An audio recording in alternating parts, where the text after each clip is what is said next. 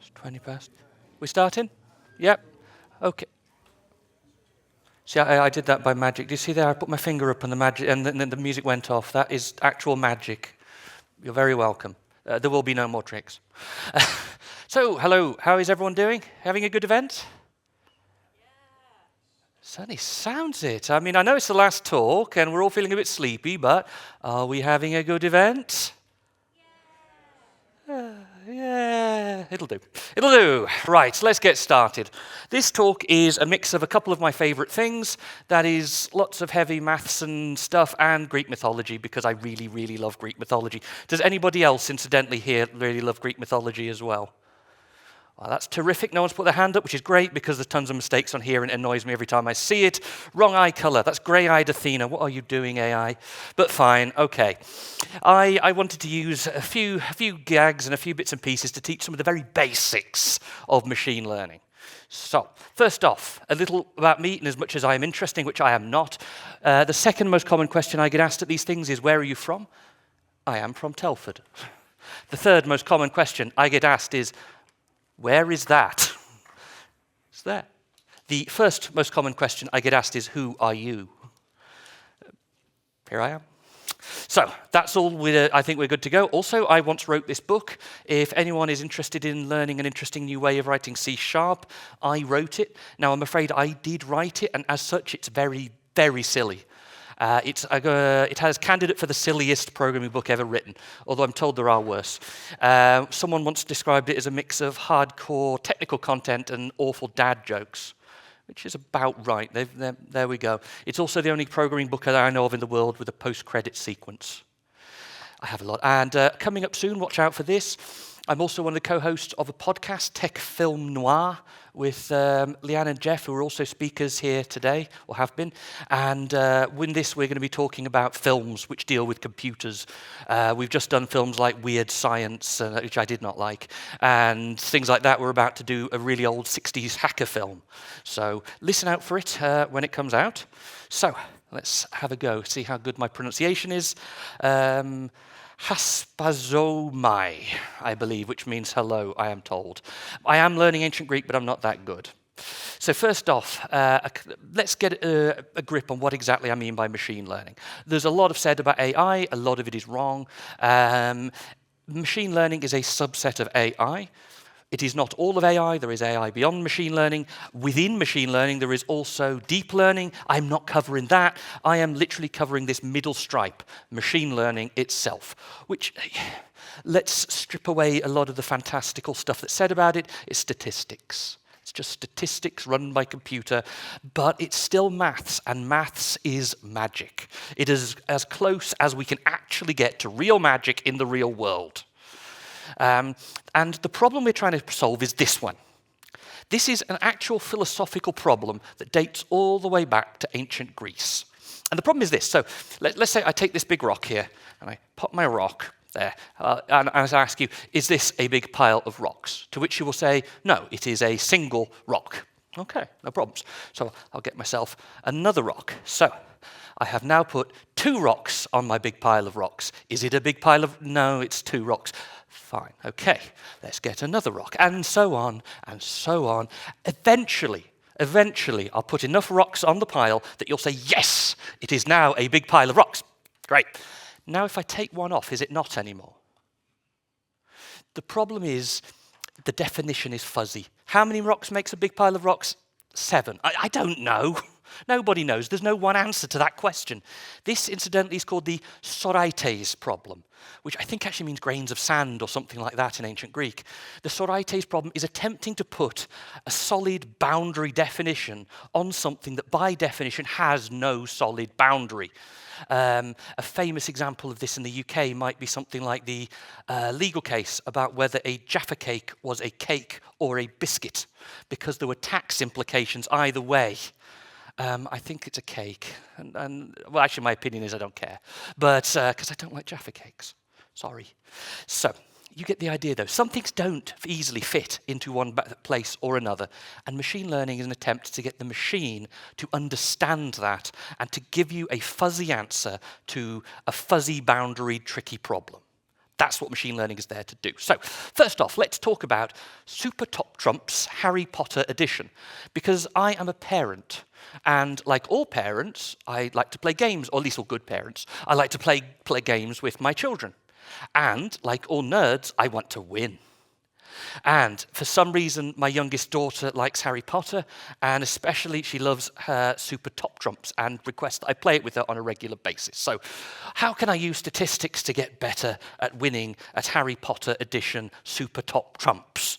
Well, let's get some stats. So each card, by the way, does anybody not know how to play Super Top Trumps? Because this is going to be a tricky section for you otherwise. Stick your hand up. Anyone? Does everybody know the rules to Super Top Trumps? You don't? Okay. Quick. You have a card like this with a picture on. Honestly, that's really irrelevant. You choose one of these statistics if you are the player who's leading. Let's say that I choose fear factor, which is 3. She's actually not very scary, but I'm not very good at the game either. And I will say 3, fear factor. And everyone else who's playing, because all the cards have been dished out to all the players, will say, my fear factor is 1, my fear factor is 5. Aha, I have the biggest, therefore I win. All the cards put in the middle now this round belong to me. The winner is the one who has all the cards at the end. So what I am attempting to do in each round, and if you win, you get to pick again. And you carry on until you lose, and then whoever wins, they pick. It's a game that can go on indefinitely. And it has. Right. So I went and copied every single flipping card out into an Excel spreadsheet, because that's the extent that I go to for you people. And there's some basic statistics. Now, mean, median, mode. You can't say average to a statistician. They will get confused, because there is no such thing as average as one thing. A statistician will need at least 3. Mean, median, mode. Mean is add them all together and divide. When most people say average, they mean mean. Median is stick them all in an ordered row, pick the one in the middle. And mode is which one is the most of. That's what the 3 mean. Now, in an ideal arrangement of data, you'd expect to put these in a chart and see a sort of that traditional bell curve thing. And if you have a lovely standard bell curve distribution, then you would expect the mean, the median, and the mode for each data type to agree with each other. As it happens, they don't, which would suggest that the data is skewed in one direction or the other, which indeed it is. And a couple of bits of ancient Greek, because I've tried to write out all the formulae more like algorithms in this talk, just because I'm guessing that you're all fairly technical, and there's a good chance that a lot of you are developers in the room right now. So that's the approach I've gone for. But I couldn't be bothered to keep writing out words like average and so on. So I am going to use the Greek letter sigma to indicate the sum of all values. That is, add them all together. If this is link, because I'm a .NET developer, this would be .sum. And mu there, the one with the U with an extra tail, that means take the mean. That is, add them all together and divide, which in link is .average, because Microsoft called it average. Fine. What extra bits of data can we get? The variance. The variance is useful. I'll get to why in a moment. This is the amount of variance. We had the variance from the mean in the set, and this is how you get it. You go through each value. You get you deduct mean of the whole thing from each n, and then square it, and then take the sum of all that and divide by the length, and you get the variance. Take the square root of that, and you have the standard deviation, which is interesting and useful. When people talk about means of any, or averages of any sort, in many ways this tells you nothing unless you also know the standard deviation. The standard deviation tells you how much does the data set vary from mean. How much is it spread out? If someone says the average is 10 in whatever it is, it doesn't matter. Without the standard deviation, you don't know if you've got a million things that are all between 9.5 and 10.5, or if they're all just spread out so far that this mean is actually meaningless. That's the sort of thing that standard deviations can tell you. The lower the standard deviation is, the more tightly packed your data is. That's gone the wrong way. Let's go on. There we go. And this is what our data sets look like. They are indeed skewed all over the place, which is pretty much what we expected to see when we looked at those. But at least now we know what the means are, we know what the deviations are. So for any given value, I can have a look and compare. I can work out how many standard deviations from mean a value is, which tells me how unusual or outlier it is. So I can use that to totally cheat at Super Top Trumps, as long as I can sit there with a calculator and just patiently work all this stuff out while my kids get more and more irritated until they eventually flip the table, which, to be honest, we're paying Super Top Trumps. That's not a bad result. At least I don't have to play the naffy game anymore. So, what else can we do? Interesting data. Correlation. So let's move on beyond trying to win at super top trumps. Let's just see what else we can do with data. Correlation. Correlation is the degree or percentage or whatever to which the two data columns correlate with each other. And this is the algorithm for calculating it. So you take two data columns, A and B, and then you run each of the data items through all this process, and at the end of it you get a value. This value will be between -1 and 1. 1 indicates perfect correlation. As one doubles, the other doubles. As one halves, the other halves. Or -1, on the other hand, is perfect inverse correlation. As one doubles, the other halves. As one halves, the other doubles, and so on. 0 indicates absolutely nothing, as in no relation. They are not connected. There is no point in trying to relate these data items. And that's there. And this is what it looks like if you run that through Super Top Trump's Harry Potter edition. So ignore the diagonal of 1. That is the data item being compared against itself, which is, yeah, of course they correlate, but it tells you nothing. What you're looking for is dark colors anywhere else except for there. So dark colors that we can see, there is a -42 correlation between family tree and fear factor, which would indicate perhaps that as someone is scarier, they also have fewer family. So, yeah, okay, I can see that. I can see that. Voldemort has literally no family. That makes. Incidentally, it is Voldemort. It's a name that literally everyone says wrong. The film got it wrong, and everyone's kept getting it wronger and wronger, except in German. They get it right. Well done, Germany. Right. Wand length. Ooh, there's a couple of correlations with that. It suggests that -40% correlation with the year you started Hogwarts, which might indicate a trend that more modern wands are shorter, whatever that means. And the Super Top Trumps rating, which is Super Top Trumps' personal rating, how cool you are, or something, 43% correlation. So this suggests that to get a high Top Trumps rating, you necessarily need a great big wand. Now, there is a joke there somewhere, but I am not that sort of a person, so make up your own. Right, that's Super Top Trump's Harry Potter edition. Well, enough of that. Let's talk about Pokemon. Because, you know, I'm quite a big fan of Pokemon Go. I play it really quite a lot. Although these statistics are not from Pokemon Go, they're from one of the other games.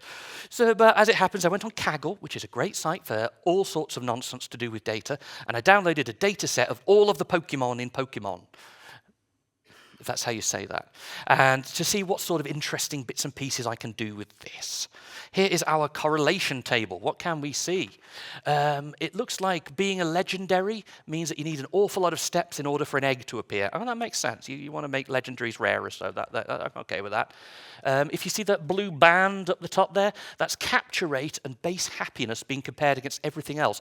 That suggests that as everybody gets bigger and meaner and harder, you also get harder to capture and less happy, which is sad. That's really quite sad. But nevertheless, that's what the statistics show. And what I want to do is come up with a correlation. Now, the correlation I'm coming up with here, this is height versus weight, which, you know, there is a bit of a correlation going on. I can see that. There's a bit of a chart there.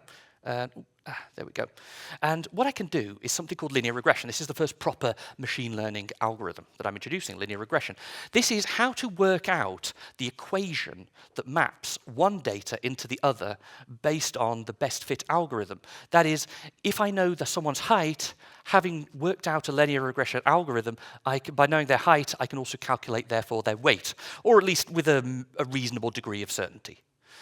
Or somewhere vaguely near. It's not a guarantee of accuracy, but it's going to be somewhere right. And this is the process. You take your two columns, your source property, which is I'm calling x, and my destination. So these are columns. The x and the y are columns.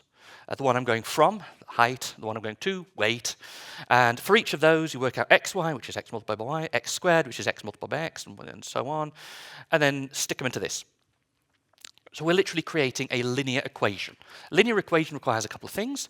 It requires an intercept. That's just a value that you add. It's called intercept because it's the point at which it passes through one of the axes.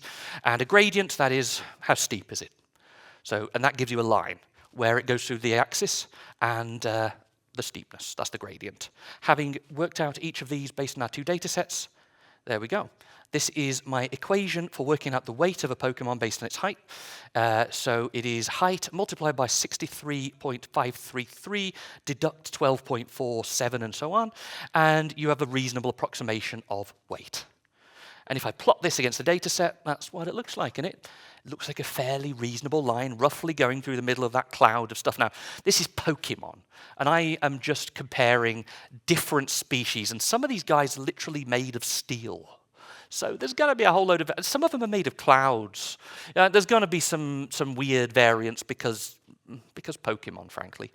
But, you know, it's not a bad estimate. But how good an estimate is it? There is a way of doing this. Of course there is. It's called error. So you follow these processes, do a sum of y minus I. I'm not going to read out the entire equation. It's there if you really want it. I put all this through Excel, by the way. Believe it or not, Excel is weirdly good for doing data science. Although, if you're really serious about it, you should use Python. But yeah, anyway, this gives you R squared. R squared, they call it error, but what error actually means is the percentage to which the data that you have calculated works, how good your model is compared to actual. The higher it is, the better the fit of model to reality. If I've got 100%, that means I basically nailed it. If I've got 0%, I'm just throwing random numbers around. And in this case, with my model, 39.7% fit. And you saw the picture. That's reasonable. It's, yeah, I got it kind of right-ish, but it's not really something that's going to give me a brilliant success rate. But that's fine. I know it's not, because statistically I've just proven it's not. So let's have a look at a data set that really correlates. Okay, this is some data. What it is, don't worry about it. I'll get to that in a minute. So this is some data I pulled out off the internet. There's two data columns there, which are two values captured year by year. Okay, so let's calculate a whole load of bits and pieces on this with Excel. And I got a correlation of 96.39% using correlation. That's good. That is a 90. That means it's basically as near 1 as the real world will permit. Like these correlate. As one doubles, the other doubles. And if I put it on a chart here, you can see there's a lovely, nice linear thing going on there. That's pretty good. So that's reasonable. So let's do a little bit more number crunching in Excel, and we've gotten ourselves a linear equation. There we go. So I've got my linear regression done, and it's pretty big numbers, but nevertheless, it's not bad. Not bad. Model against reality. So the model is orange, and reality there is the green one, is the blue one. That's pretty good. It sort of kind of follows. That's all right. R squared, that is the error. How close a fit? 96.4%. That's great. This is a really good fit. I have accurately modeled the relationship. Now, what are these? They are the profits of Google against the sales of cheese in America. They correlate. They correlate perfectly. The point I'm trying to make is there is a well-used phrase, correlation does not equal causation. And that's true. Just because they correlate doesn't necessarily mean anything. You've got to dig deeper. There's no reason why cheese correlates with Google. That's ridiculous. And you may have seen some of the amusing examples like global warming against the number of pirates in the world, and they have a beautiful inverse correlation. So therefore, should we get back pirates? No. And it doesn't mean that we should all stop buying cheese because it will give Google more money. That's ridiculous. So interesting. A correlation is interesting, but you have to dig deeper to work out why. So just bear that in mind if you ever start playing with this stuff. It's very easy to go into strange places just by following pure data without reason. Anyway, let's try and improve our weight model for the Pokemon. Multiple linear regression. I only use one data point in order to try and fit the line. So what if we wanted to use a load? Let's do it. And for this, I need a matrix. This is, of course, from the film The Matrix. And what has this film to do with matrices? Nothing. Absolutely nothing. I suspect two individuals who liked the word, heard it once, and just sort of used it. It's a bit like the film Source Code. Has anyone seen the film Source Code? Yeah, it's all right. But in Source Code, the film, the source code is the name of the machine. So the live production thing is called source code, and then presumably there is source code for source code? I don't know. Once again, they just liked the name. Trust me, it's not the worst sin committed by a computer film. If anyone ever has a chance, watch The Net starring Sandra Bullock. Now, that one is a treat. Anyway, what is an actual matrix? It's a table. It's just a 2D table, and more. It's just a table of data. That's all a matrix is. It's a lot less impressive. No need for shades and trench coats and all the rest of it. We're going to have to do a whole load of matrix operations in order to proceed further with the next step. So this is an example of how I might multiply matrices. And if I want to multiply, the order, by the way, is important. If I switch the order of these matrices to be the second one multiplied by the first one, you'd have not only different data, but also a different shaped matrix, because the one you get at the end has the number of rows of the first and the columns of the second. So 2 and 2 in this case. If I swapped them, it'd be the opposite. It'd be 5 by 5. And that there is the equation for working out the orange cell there. You literally take all the rows from the first and the first set of rows, the first set of columns, and then multiply each of those by its corresponding value, and then add them all together, and you get 75. And if you fill all the rest in, you get this. That's a matrix multiplication, just to give you an idea what that is. But if you're using Excel like I did, it's actually got a really nice set of matrix processing tools built in. So this is weirdly why it's very good at this stuff. I mean, I was actually saying to someone earlier that the answer is never Excel. And in general, I would say that's true. The answer is never Excel. It's quite good at this. Matrix multiplication is not great in text-based programming languages, but I wouldn't use this in production, though, not unless you're insane. But anyway, mult, matrix multiplication, transpose. Take the one that's like this and turn it like that. And matrix inverse. I did briefly try to think about trying to explain how you create an inverse of a matrix, and just, no, don't do it. That maths is nasty. Basically, it's the matrix equivalent of turning x into 1 over x. Just think of it that way, and really, unless you're very interested, don't go deeper, because it's nasty. Right, so that's matrix multiplication, blah, blah, blah. Oh, pressing the wrong button, that's why. Aren't I clever? Right, here are my matrices. So to do multiple regressions, we have 2 matrices. The y, that is my destination, that's weight. That's the thing I'm trying to calculate. And I've got a set of x's. I've now not got one x, I've got a set of x's. x1, x2, x3. Each of these are columns. Now I have chosen height in meters, the base egg steps, that is the number of steps in the game before you get yourself an egg, and defense. Those are my 3. They happen to correlate very strongly with weight. So those are the 3. And also an extra column of 1s. An extra column of 1s. So I've now got a 1 by n matrix and then a 4 by n matrix. Transpose it. Then multiply it by the original. Then inverse it.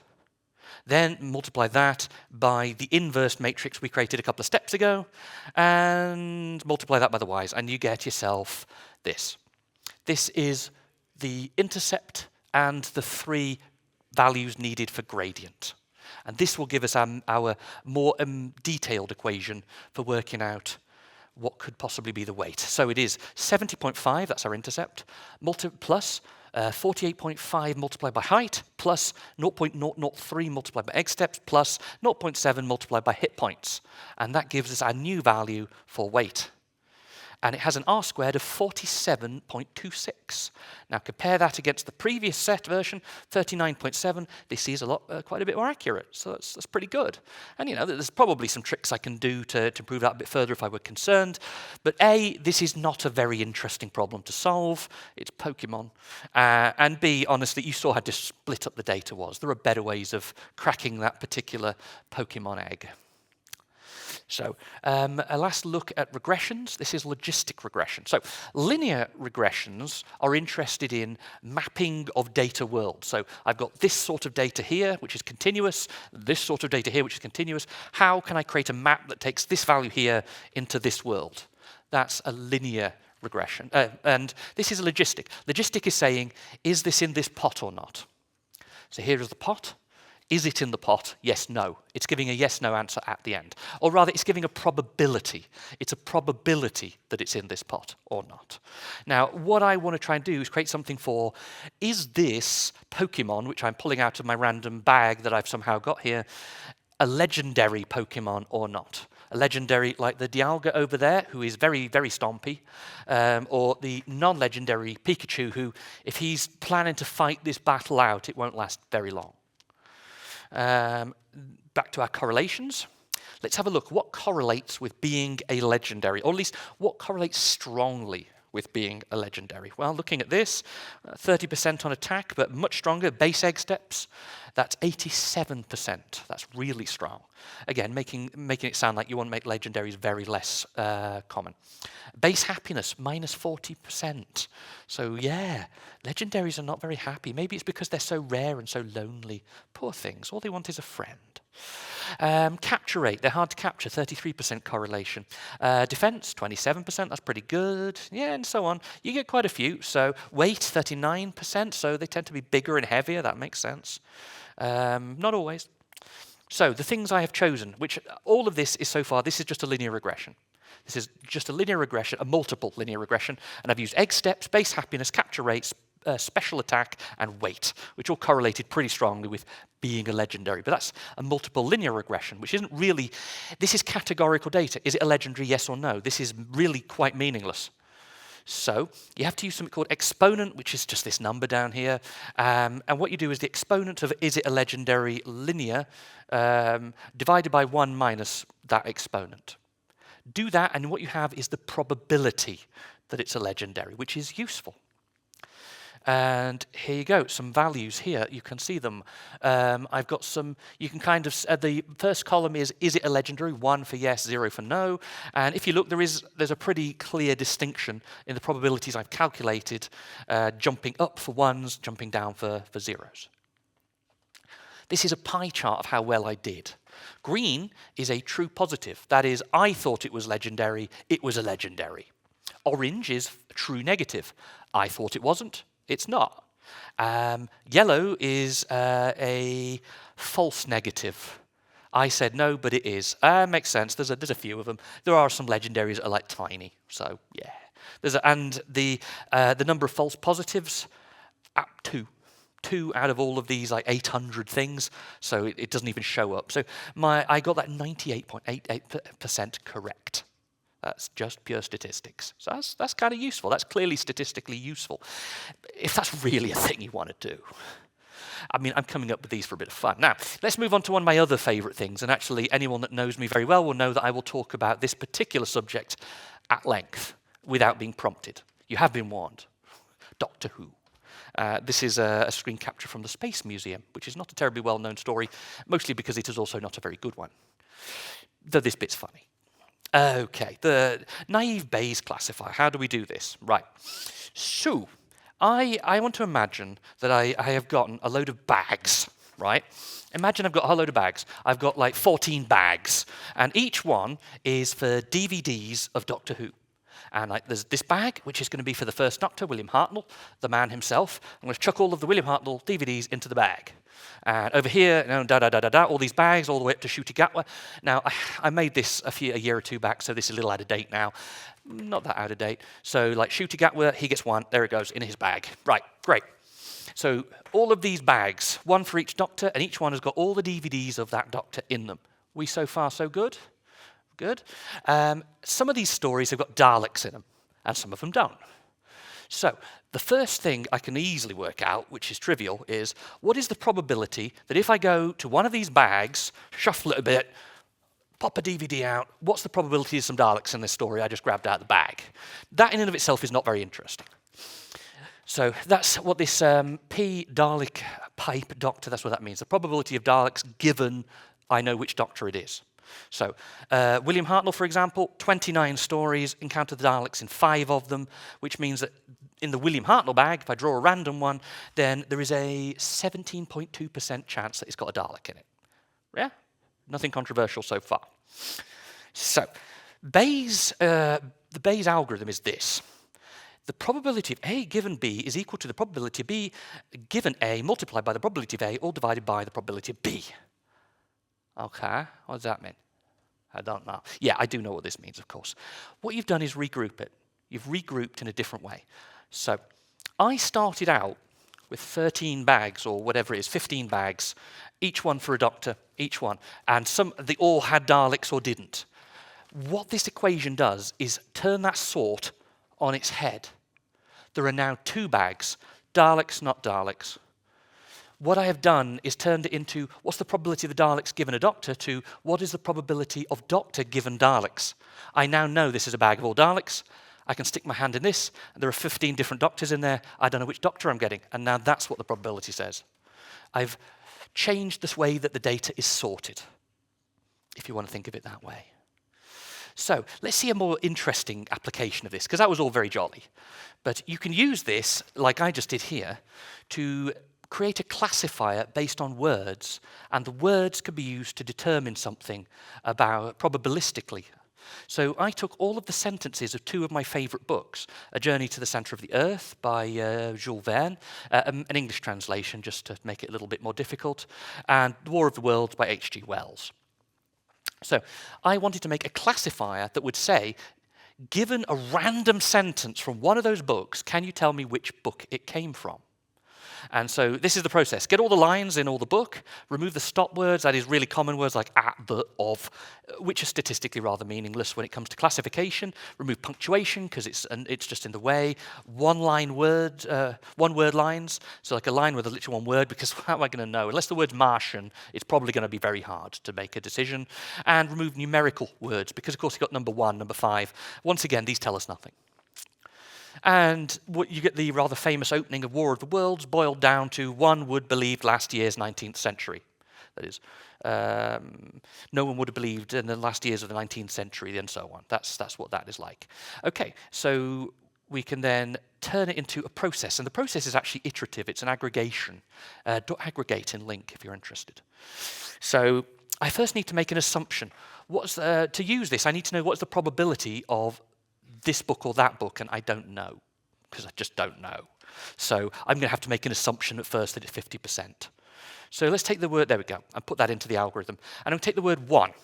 The probability that the word 1 occurs in War of the Worlds is 0.6%. The probability it occurs in Journey to the Centre of the Earth is 0.495%. And the probability that the word occurs in all of them at all is just add those 2 together. And then you can plug that into the Bayes algorithm, and then you can use that to update our probability of one book or the other as we gain more data. So would, and then so on. And then by the end of it, we have got probabilities for the probability of it being Journey to the Centre of the Earth, or the probability of War of the Worlds, based on that set of words that I have used and applied this equation iteratively to. And as it happens, our winner is War of the Worlds, which indeed is correct. One would have believed last year's 19th century. Statistically, if you add all of those up, not literally, but if you put all of those into the number of observations you have made and run it through the algorithm, it says on the weighted probability that's War of the Worlds, which is true. It's right. What you find, in fact, is if you chart how the numbers change, you can see there's a bit of a wobble at first, but the more observations you throw in the pot, the more accurate it is. This is how spam filters work. Incidentally, I've just had some jolly fun with 2 of my favorite books, but spam filters will do this. As long as you have an observation that you can make, a probabilistic observation, this email has this property, and in spam emails that we have captured, it occurred in X% of them, and this is the probability of that occurring in things that are not spam. So it goes much deeper than simply, if it has this property spam, what it does is take several observations and then say, yes, both spam and not spam both have these properties, but put all of these together, and the weighted probability says that this is more likely to be spam because it has all of these properties, and that's pushed us over the line into likely. That's how you do spam filtering. Right, move on to another one, K nearest neighbour. This is a dead simple one, but it's a little bit of a beast to actually use in production, but this is how it works. You calculate the Euclidean distance for all data points. That makes me sound very clever, doesn't it? I like using the word Euclidean. All it means is do your Pythagoras. Like, work out the difference between each of the coordinates, square it, and then take the square root of the whole lot. That's all that really means. But you have to do for all your previously categorized data points. So what you have is a heap of data points that have already been categorized. You take your new data point, do your Euclidean distance with each and every one of those points, and then order by distant ascending, that is, put all of the ones that are closer nearer, and then take the top k. K is whatever number you want it to be, whatever works. Depends. This is going to vary data by data set. Some of them really only want a couple of nearest neighbors. Some of them probably want lots. You basically get the more neighbors that you pull in, the more sort of an averaging effect you get. So it all depends what you want to do. I picked a literally randomly generated pixel value, which was RGB of 221 by 45 and 65. And I got a data set online, which was a whole load of RGB values, which had already been sorted for me into names. So all I do is use the R, the G, and the B as if they were coordinates and calculate my Euclidean distance, and then work out all of the, say, 5 nearest data points to my 1, and that'll tell me what color the new pixel is. There you go. Just literally do that.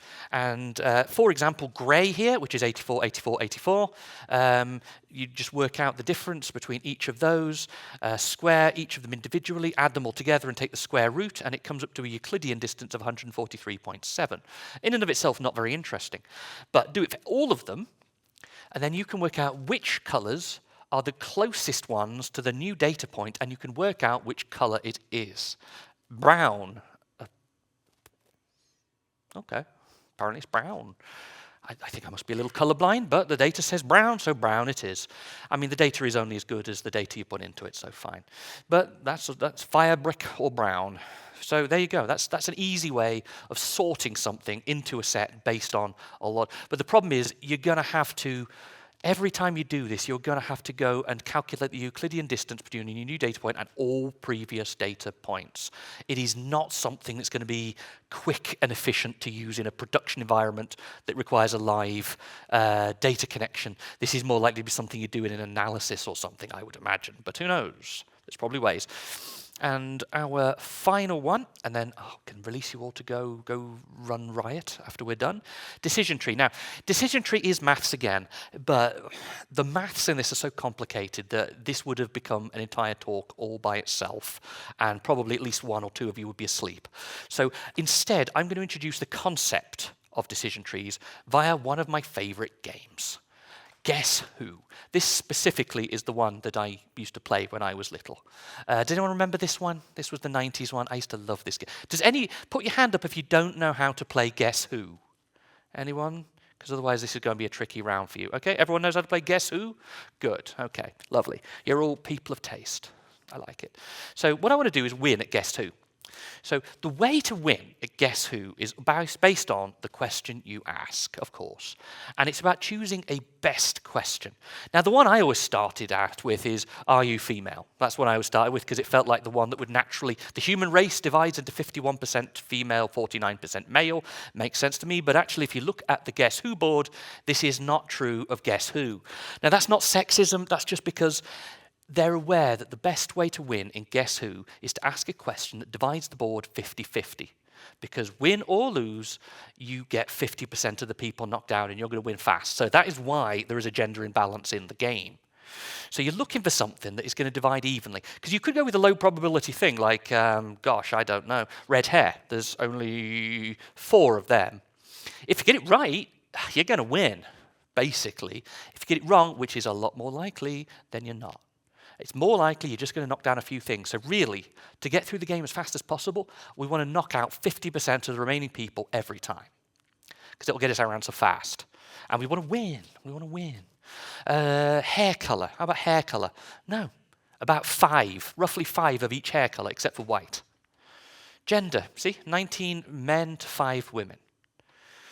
What about these guys? Facial hair, eye color, rosy cheeks, big nose, glasses. I spent ages working on this just to see if there was any possible way, and there's not.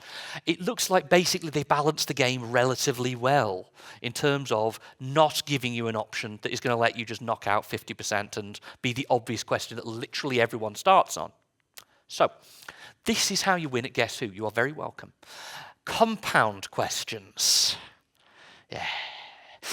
I mean, this is a great way to annoy your partner that you're playing with, like, terribly, but this is how you also win. Okay, what you say is, does your person have a hat or glasses or jewelry or earrings or a bow?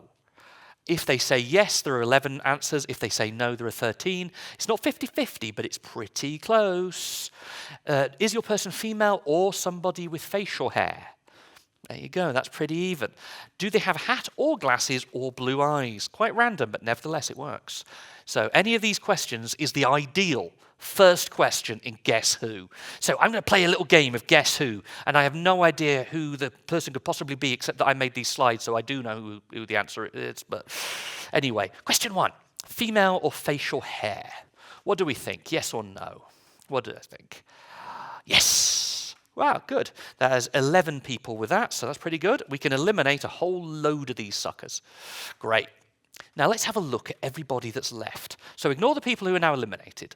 We're going to look at just the people who are left. What characteristic have these folks got left that can now take 50% of them out? Because we want to take this new data set and eliminate 50% again. Okay, beard or blue eyes was the best I could come up with. 6 or 7. So either way, I basically eliminate roughly half. There's 11, so it's no. It's no. Neither beard nor blue eyes. Right. Little person just came out the door. Right. There are these people left now. So how can I eliminate about half of these? Black hair. 3 of them have got black hair. 4 of them do not. Roughly even. Okay?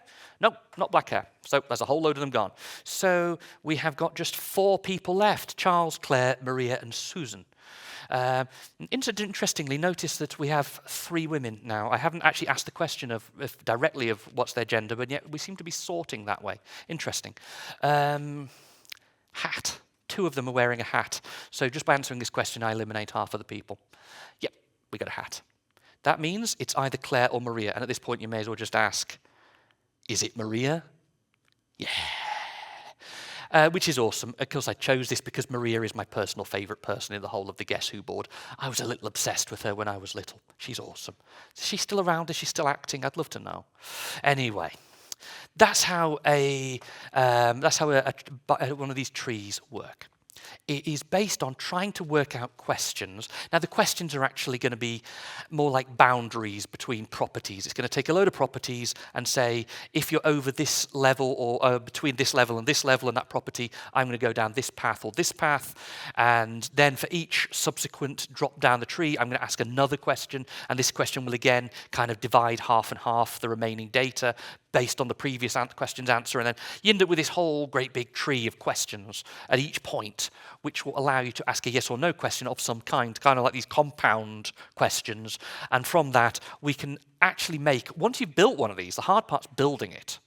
It takes ages to build them, but once you've built it, the actual running of this thing is bam, bam, bam, quick, it's fast. They're really fast to run in production. So, yeah, that's how they work. But watch again for another talk on how on earth you actually works at a lower level. But if you want further reading, I would say start with this one. This is a book on statistics. It's a very good book. I like this book. It has been on my bedside table for a while because I'm that sort of person. And it's an excellent book. If you want to get started in statistics, because if you want to understand machine learning, you've got to start with statistics. Because it's statistics. And there's no sugarcoating that. It's just true. I've been recommended this book very highly by someone who is very much better at this stuff than I am, and it is available on this website for free, and free is my favourite price. So there you go. The author very kindly uploaded it for everybody to read. So I also recommend this book. This is also a very good book. The 100-page machine learning book. I've spent quite a lot of time with this one. This one is also available for free on the website there. But in this one's particular case, there is also a hardback edition, which is very beautiful and looks very good on my bedside table. So this is all of the various basics. It's like think of it as a whistle-stop tour of machine learning and getting into it as fast as you can. So let's give this a go. Let's give this a go. Aegarti punthaneton aite ermeneuton. Probably. Any questions? Does anyone have any questions? No? No? Stunned silence. Okay. Well, before I finish up then, last little round of things. This, if anyone is interested, is the source code to everything I've just done. That's my GitHub site. Otherwise, you can just look me up on GitHub and you'll find this. This is a blog article that I wrote, which is a summary of, this is going into some more detail about some of the classifiers I wrote. That article's there. Once again, a reminder, I wrote this book. I mean, it's not just because I get a little bit of money every time that someone buys a copy, but also because I'd love to hear if you enjoyed it or not. And if you have any other questions, this will answer all of them. So, thank you very much.